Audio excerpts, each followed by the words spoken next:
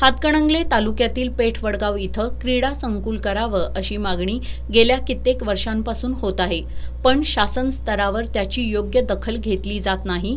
क्रीडा संकुलाबाबत ठोस निर्णय होण्यासाठी पंचक्रोशी क्रीडा संकुल कृती समितीच्या वतीनं आज वडगाव पालिका चौकात धरणं करण्यात आलं। या आंदोलनाला माजी आमदार डॉक्टर सुजित मिंचेकर, माजी नगराध्यक्षा विद्याताई पोळ यांनी पाठिंबा व्यक्त केला।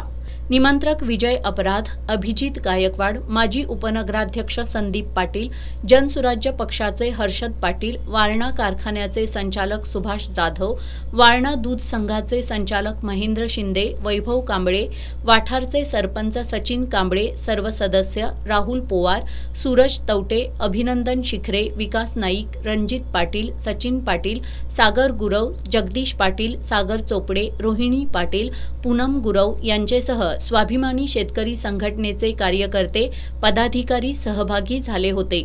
दुपारी आमदार डॉक्टर अशोकराव माने, माजी आमदार राजीव आवळे, तहसीलदार सुशील बेल्हेकर यांचं आंदोलनस्थळी आगमन झालं।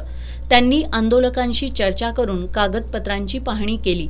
क्रीडा संकुलासाठी लागणारी कोल्हापूर रस्त्यालगतची जमीन ही जिल्हाधिकारी यांच्या नावावर आहे, ती जिल्हा क्रीडा अधिकाऱ्यांच्या नावावर हस्तांतरित करण्यासाठी 15 दिवसांचा अवधी मागितला।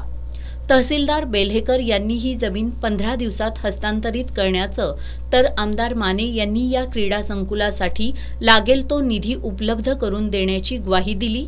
त्यानंतर आंदोलन मागे घेण्यात आलं।